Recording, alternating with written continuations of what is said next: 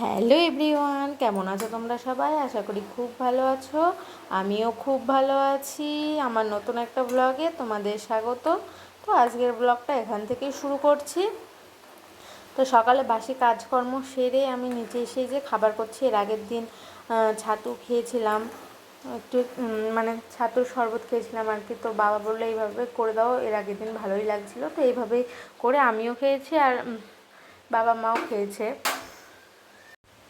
তো এইভাবে ছাতুর শরবতটা করলে বেশ আমারও ভালোই লাগে খেতে, আর অত ঝামেলাও থাকে না। এইভাবে করলে খাওয়া হয়ে যায় তাড়াতাড়ি, তো এই জন্য এইভাবেই করে খেয়ে নিই আর কি।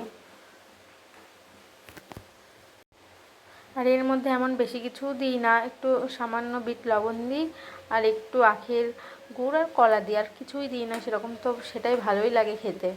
আর বাদামগুলো একটু আর কি দিই, ওপর থেকে ছড়িয়ে দিই ভালো লাগার জন্য দেখতে। তো ব্যাস এইটুকুই, তো খেতেও বেশ ভালোই লাগে। আর আজকে নিচে আসতে অনেকটাই লেট হয়ে গেছিলো, আর মা ওইদিকে পুজো করছে আর কি, অনেকটাই মারও আসতে লেট হয়ে গেছিলো। আর মা এর আগের দিন হচ্ছে গমের পাঁপড় দিয়েছিল, সেই পাঁপড়গুলো ভালো হয়নি অতটা, তো ওই জন্য আবার ভিজিয়েছিল, তো আজকে দেওয়া হবে তার জন্য মা ভিজিয়েছিল।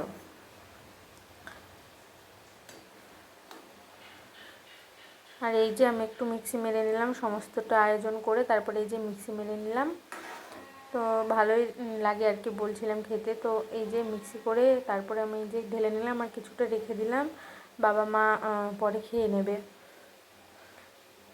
তো এই যে ভালোই লাগছিল বেশ খেতে। তারপরে এই যে খাবার দাবার খেয়ে মোচাটা ভাপ দিতে বসিয়েছিলাম, আর এই যে মোচাটা ভাপ দেওয়া আমার হয়ে গেছে।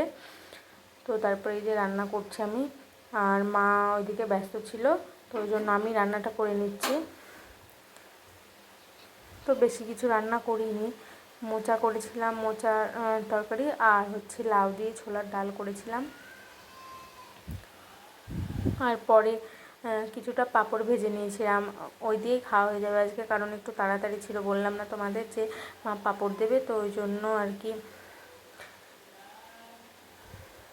তো তারপরে এই যে কিছু বাসন ছিল, সেই বাসনগুলো আমি মেজে নিচ্ছি তাড়াতাড়ি করে, তাড়াতাড়ি ছিল ওই জন্য বাসনগুলো আমি একবারে মেজে নিচ্ছি।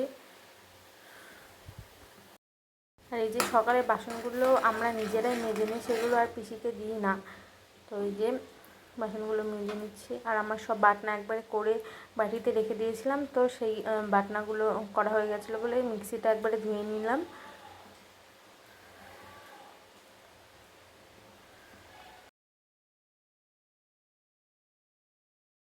এদিকে আবার বাসন ধুতে ধুতে এই যে একটু রান্নাটাও দেখে নিচ্ছি, আর এই যে এদিকে লাউ দিয়ে ছোলার ডালটাও আমার হয়ে গেছিলো।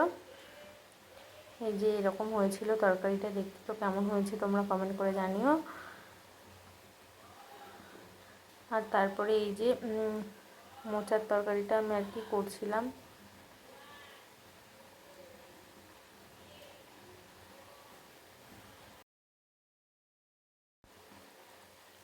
তো এই যে মোচার তরকারিটা আমি বসিয়ে দিয়েছিলাম। তারপরে এই যে সারাদিন আর ভিডিও করা হয়নি, তো কিছুটা এই যে পাস্তা ছিল, তো সেইগুলো আমি বিকেলবেলায় করেছিলাম। আর সেরকম বেশি কিছু ছিলও না, তো এই যে করে নিয়েছিলাম বিকেলে পাস্তা।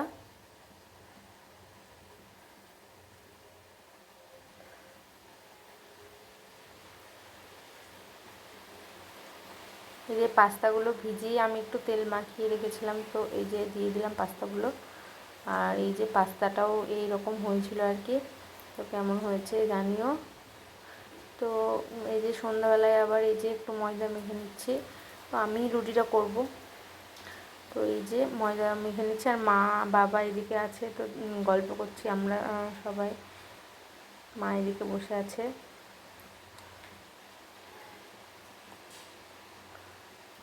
তো বাবা জল খাবে, তো বোতল, এই যে আমি যে বোতলটা থেকে ময়দা মাখছি সেই বোতলটাই বাবা আর কি নেবে এরকম আর কি, তার জন্য আমি বললাম এই বোতলটায় আমি ময়দা মাখছি, তো এটা নিতে হবে না, অন্য একটা নিতে। তো এই যে ময়দা মাখা আমার কমপ্লিট হয়ে গেছে, আর এই যে রুটি ভাজতেও চলে এসেছি। এই যে রুটি ভেজে নিচ্ছি। তো তো এই যে আমার রুটি ভাজা আবার এইদিকে হয়ে এসেছে। আর এই যে গ্যাসটা বারে লিভেই যায়, আস্তে দিতে গেলে তো খুব সমস্যা হয়। আর ওইদিকে মেয়ের জন্য ভাত হচ্ছিল। তো আজকের ভিডিওটা এতটাই ছিল, ভালো লাগলে লাইক কমেন্ট অ্যান্ড শেয়ার করে দিও। আর ভিডিও ভালো লাগলে প্লিজ একটা করে কমেন্ট করো, তো আমার আরও ভালো লাগবে। তো টাটা।